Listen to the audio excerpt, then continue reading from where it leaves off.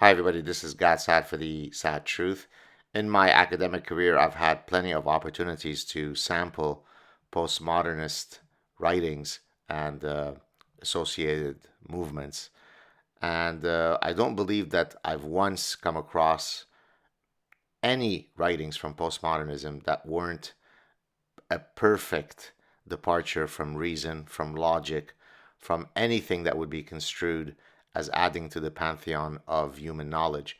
But of course, as often happens with people who have a quasi religious attachment to some movement, I received several emails from a former SAAD Truth guest who was very upset by apparently the misconstruing of postmodernism by Jordan Peterson and I. Apparently, we both are only criticizing a caricature of postmodernism, and if only we understood it better, we would realize that it's much more profound and important than our simpleton brains could handle. Now, of course, nothing could be further from the truth. I don't need to rehash uh, the pure idiocy, the pure gibberish, the random nonsense that constitutes postmodernism. And I'm hardly the first one to argue this position. But in any case, as has now become a tradition, the best way to demonstrate the quote luminary insights of postmodernism is to simply read postmodernist writings and allow the reader to judge for himself or herself the great insights that are reaped from this wonderful intellectual courant. So today, what I thought I would do is I would read for you what I consider the singularity point of this type of nonsense. This is where fat studies intersects with queer theory. So this is an article that is published. So the title of the article is "Slender Trouble: From Berlin's Cruel Figuring of Figure to Sedgwick's Fat Presence."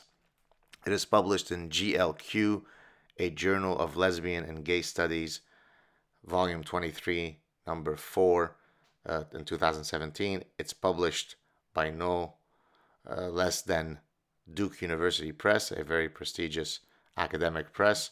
So clearly, this must be some serious scholarship. Excuse my cough. Still recovering from a very nasty cold. So, as has become tradition, I will simply read for you the abstract. But although I downloaded the full article, and it's simply impossible to believe that someone can actually publish this and it could be construed as academic content. So here we go. Here's the abstract of the article.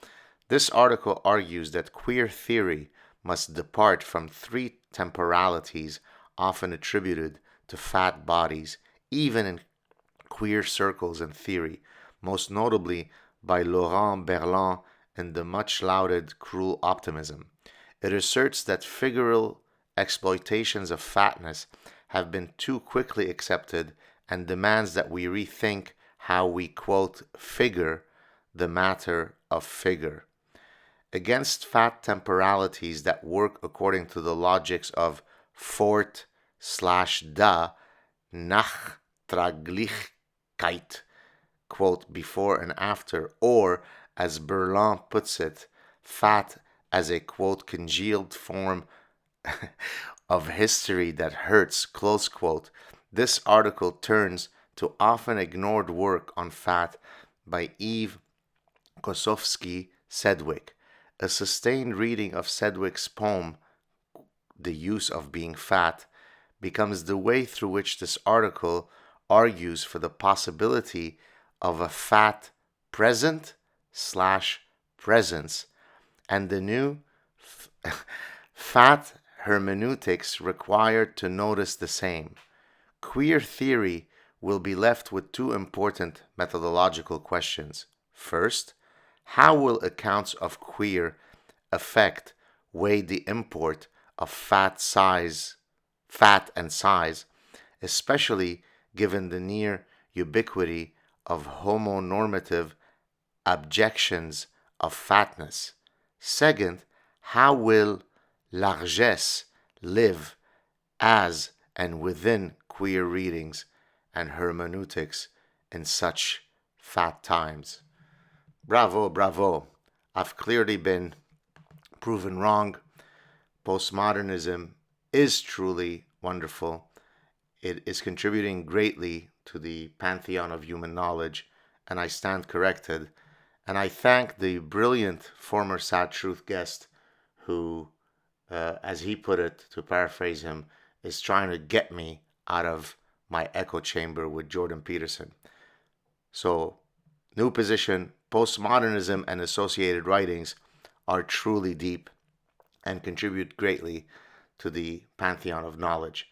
And the fact that I have been exposed to 13 trillion writings of postmodernism, and not a single time have I been able to understand one syllable from those writings, simply demonstrates that I'm dumb and in no way shows that postmodernism is the greatest intellectual fraud that has ever been committed in academia. Have a good day, everybody.